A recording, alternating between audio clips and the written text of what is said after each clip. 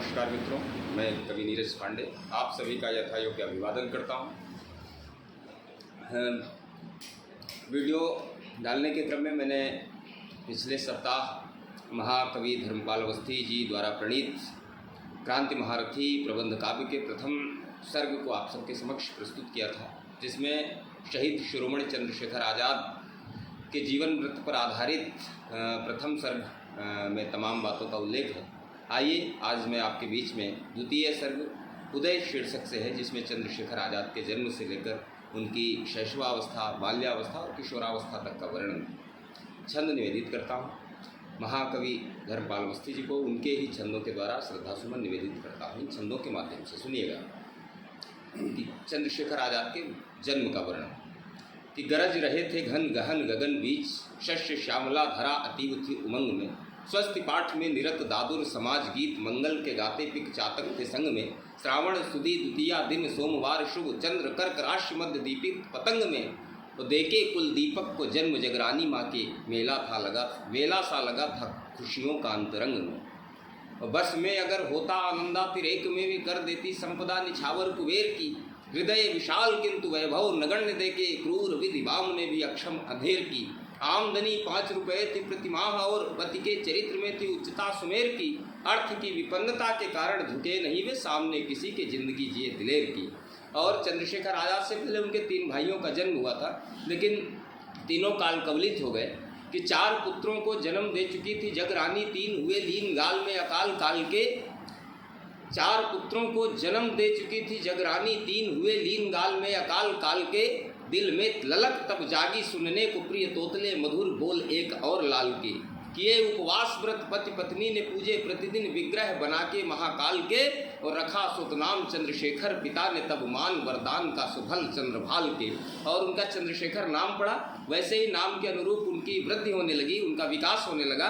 तब हमारा रचनाकार, हमारे कवि पंडित धर्मपाल अवस्थी जी अगले छंद में वर्णन करते हैं कि नाम शुक्ल पक्ष में हुआ था जन्म माँ के लाडले का, चंद्रमा सा वह दिनों दिन बढ़ने लगा। जैसे शुक्ल पक्ष का चंद्रमा दिनों दिन बढ़ता है, उसी तरह से उनका विकास हो रहा है चंद्रशेखर आज़ाद का, कि शुक्ल पक्ष में हुआ था जन्म माँ के लाडले का, चंद्रमा सा वह दिनों दिन बढ़ने लगा। काजल कलंक लग्न बाल बदनेंदु टीका, चंद्र सुषमा को शर्मसार करने लगा। घुटनों के बल चल सरक सरक कर शैशवी क्रियाओं से वो मन हरने लगा, और उन्मुक्त हास्य अनिमित हास्य उन्मुक्त किलकारियों से माँ के मन अमित प्रमोद भरने लगा। और कुछ दिन बाद लांग देहरी सहन पार, क्रमिक विकास हो रहा है जैसे जैसे उनका, वैसे ही चित्र बना रहे हैं हमारे कवि कि कुछ दिन बाद लांग देहरी सहन पार, जाके गलियारों में विहार करने लगा। आयु के समान बाल वृंद संग खेल खेल नित्य नव लीला का प्रचार करने लगा, और भील बालकों को निज श्रेष्ठता का दे प्रमाण, अपने प्रभाव का प्रसार करने लगा। तीरंदाजी में प्रवीण जाके जंगलों में नित्य हिंस्र पशुओं का वो शिकार करने लगा। और पूरी हुई प्राथमिक पाठशाला की पढ़ाई, किंतु मन पढ़ने में था कभी रमा नहीं, हर वक्त हाँ हुजूरी झुक के सलाम खोल सकते, अनीति के विरोध में जुमा नहीं। और पूरी हुई प्राथमिक पाठशाला की पढ़ाई, किंतु मन पढ़ने में था कभी रमा नहीं, कुछ दिन अलीराजपुर तहसील में की नौकरी, मगर दास्य कर्म भी जमा नहीं, हर वक्त हाँ हुजूरी झुक के सलाम खोल सकते, अनीति के विरोध में जुमा नहीं। क्या क्या सोचा करता था बैठ के अकेले, वह वो ही जानता था, कोई और राजना नहीं। पंख लगते ही बन जाते स्वावलंबी खग, होती न जरूरी किसी की भी जी हुजूरी है, खेले खाएं जहाँ चाहें उड़े, वह कोई प्रतिबंध है न कोई मजबूरी है। विधि निषेधों के जाल में फंसी मनुष्य योनि नाहक ही पाले, श्रेष्ठता की मगरूरी है। यहाँ तो हमेशा ऐसा करो वैसा मत करो, करो ना करो में बंधे रहना जरूरी है। निज कल्पनानुसार भरी जा सके उड़ान, ऐसा उन्मुक्त आसमान चाहता था वो, मन चाही छूने को बुलंदी, जिंदगी में नहीं लेना किसी का भी एहसान चाहता था वो। गतानुगतिक वृत्ति छोड़ स्वविवेक द्वारा संचालित जीवन विहान चाहता था वो।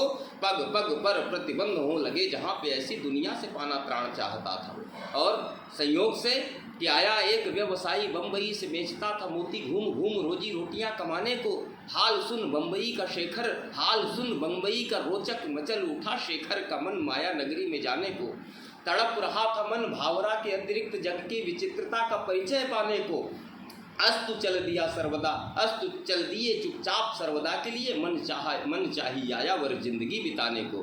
लेकिन जब बम्बई जाते हैं, एक कोल भील बालकों के बीच में रहने वाला, आदिवासियों के बीच में गुजर बसर करने वाला बालक जब माया नगरी बम्बई पहुंचता है तो उसका मन मानस कैसे परिवर्तित होता है, कैसे चकाचौंध में वो अचंभित होता है, विस्मित होता है। निवेदन करता हूँ 4 पंक्तियाँ अवस्थी जी ने किस तरह से निवेदन की कि शेखर था दंग देख देख दौड़ भाग शोर चहल पहल भीड़ बम्बई शहर की बहु मंजिले चारों ओर बहु मंजिले भवन, भवनों में चकाचौंध बिजली की जगर मगर की, देखी सब कुतूहल विविध वाहनों की भीड़ और अंतहीन शोभा डामरी डगर की, देखी सब कुतूहल विविध वाहनों की भीड़ और अंतहीन शोभा डामरी डगर की। और छोटी बड़ी नावें सुविशाल जलयान मानो सागर में तैर रही, सागर में खेल रही संतति सगर की।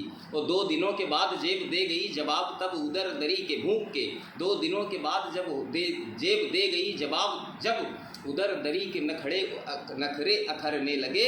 और नीरस हुई उछल कूद जल बीचियों की पेट में उछल कूद चूहे करने लगे। और जीविका कमाने हेतु सहरंग साज बने, जीविका कमाने हेतु सहरंग साज बने, जलयान रंगने में दिन टलने लगे। और सपने सजा के क्या क्या आया बम्बई में वीर, शीघ्र ही निराशा में ढले बिखरने लगे। और देवों किन्नरों का अप्सराओं का महानगर, यही है क्या बम्बई शहर जहाँ दिखती है मनुज भी बीच घोर असमानता। कुछ को अजीर्ण फाँकते हैं हाजमे का चूर्ण, और कोई झूठे पत्तलों को चाटता। और कहीं तन ढकने को चीथड़ों का है अकाल, कहीं पर्दे के रूप में प्रयुक्त बापता। और कहीं नारकीय जिंदगी का अभिशाप, कहीं वैभव विलोक स्वर्गलोक भी उसासता। और देवों किन्नरों का अप्सराओं का महानगर, आदमी गरीब यहाँ भला किस काम का।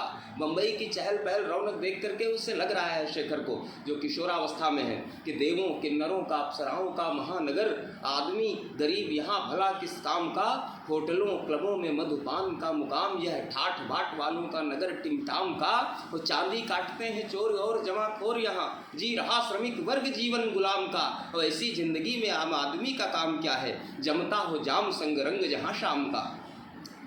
और शेखर जमता हो रंग जहाँ जाम संग शाम का।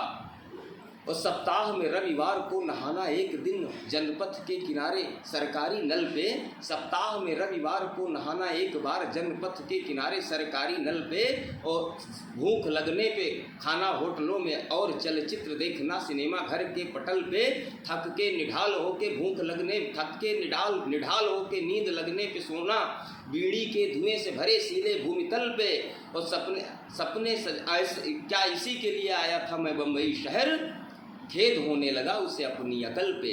लेकिन वो सोचता है कि भांवरा अगर जाता हूँ तो अवकाश दूंगा परिचितों स्वजनों को परिहास के लिए। उसे लगता है कि अगर वापस गांव लौट करके जा रहा हूँ तो वहाँ लोग हंसेंगे, हंसी उड़ाएंगे कि चुपचाप घर से भाग गया फिर वापस आ गया। कि भांवरा अगर जाता हूँ तो अवकाश दूंगा, भांवरा अगर जाता हूँ तो अवकाश दूंगा परिचितों स्वजनों को परिहास के लिए। और यहाँ पे महज कब्र खोदता रहूँगा नित्य अपने मनोरथों की लाश के लिए। सार चिर चिंतन के बाद निकला कि पढ़ो सत्वर प्रगति बुद्धि के विकास के लिए। अस्तु बम्बई को छोड़ बम्बई नगर छोड़ काशी को पधारे, अस्तु अध्ययन हेतु बम्बई को छोड़ आए वीर गंगतीर काशी में प्रवास के लिए। और पाठशाला में प्रवेश लिया, लघु कौमुदी का विधिवत पाठन पठन हो गया शुरू। सकृत असन गंग संतरण संयमन, सकृत असन गंग संतरण संवहन, जीवन में बदन गठन हो गया शुरू। अखबार पढ़ने से जागी चेतना नवीन, देश हित चिंतन मनन हो गया शुरू। कर्म कांड के अकांड ज्ञान हेतु जीवन में जतन, अकांड ही गहन हो गया शुरू। इस तरह से क्रांति महारथी प्रबंध काव्य का 2य सर्ग समाप्त होता है, जो महाकवि धर्मपाल अवस्थी जी द्वारा विरचित है। चंद्रशेखर आज़ाद के जीवन पर आधारित यह जानकारी आपको कैसी लगी, यह वीडियो कैसा लगा, आप हमें अपने कमेंट में अवश्य बताएं। बहुत बहुत धन्यवाद। शीघ्र ही अगले किसी सर्ग को लेकर, अग्रिम सर्ग को लेकर आपकी सेवा में उपस्थित होऊंगा। तब तक के लिए बहुत बहुत नमस्कार, प्रणाम, जय हिंद, जय भारत, जय शहीद।